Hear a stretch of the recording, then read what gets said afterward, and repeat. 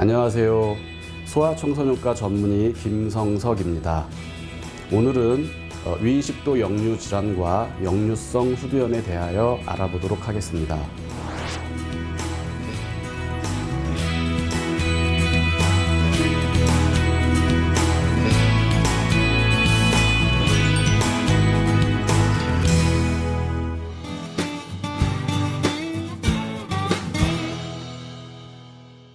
위식도 역류 질환이란 위와 식도 사이에 있는 관략근이 약해지면서 위의 내용물이 식도로 역류하게 되는데, 이런 역류가 반복되면서 식도 점막의 손상과 염증이 나타나는 것을 말합니다.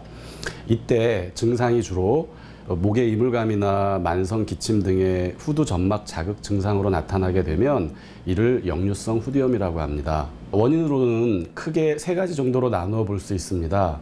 첫째로 과식과 위 내용물이 식도 가까이 위치하게 되는 자세, 둘째로 복부 비만, 잦은 기침 등과 같은 복압이 증가되는 경우, 셋째로 위식도 관략근의 압력이 줄어드는 경우 역류가 잘 일어나게 됩니다.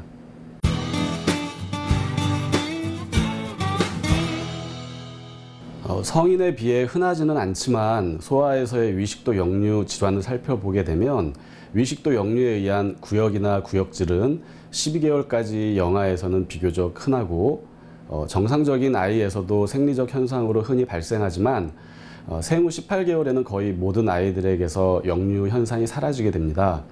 이 경우는 구역이나 구역질 후 대부분의 영아는 여전히 배고파하거나 행복한 표정을 보이게 됩니다. 그러나 증상이 지속된다거나 식욕부진이나 성장장애, 코막힘 등의 합병증이 발생한다면 치료가 필요할 수 있겠습니다. 소아나 청소년은 성인처럼 전형적인 증상이 나타나고 그것을 또 잘 표현하기 때문에 진단과 치료가 비교적 수월한 편입니다. 그러나 영아는 증상이 비특이적인 경우가 많고 세심한 주의를 요하게 됩니다. 특히 영아의 경우 우유 알레르기를 반드시 생각해 보아야 하는데, 치료로는 분유의 점도를 높이기 위해 분유에 쌀미음을 섞어주는 방법, 또는 특수 분유로 바꾸거나 필요하다면 약물을 사용해 볼 수도 있습니다.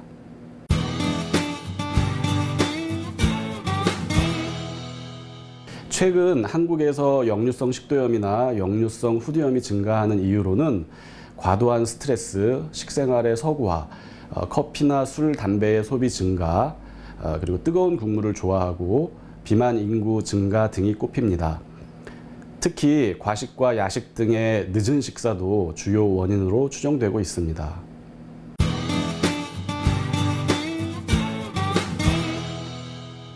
위식도 역류 증상을 방치하면 나타날 수 있는 합병증을 살펴보겠습니다. 만성 기침, 역류성 후두염, 역류성 식도염, 바렛 식도나 식도암이 발병될 수 있습니다. 치료는 일단 병이 의심될 때 증상에 따라 약을 처방하고, 약의 반응이 있으면 진단대로 치료를 계속 유지하게 됩니다. 이때 약물 치료와 더불어 반드시 생활습관 조절을 같이 하는 것이 좋습니다. 치료에 반응이 없을 경우에는 수술까지도 고려해 볼 수 있습니다.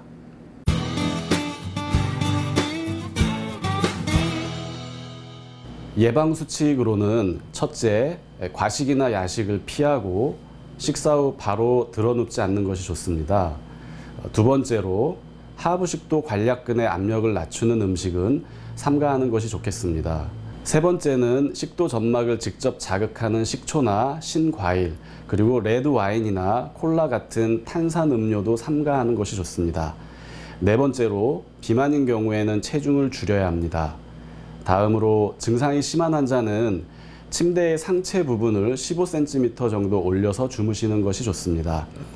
마지막으로 약물 치료는 보통 수개월간 인내심 있게 유지해 주어야 증상의 호전을 기대할 수 있겠습니다. 지금까지 위식도 역류 질환과 역류성 후두염에 대하여 알아보았습니다. 위 질환은 약물 치료 유지와 식이 조절 등의 생활 습관 관리에 의해 예후와 치료 결과가 달라지는 질병입니다. 따라서 올바른 생활 습관을 통해 위식도 역류 질환을 예방하시고 건강한 삶을 유지하시기를 바랍니다.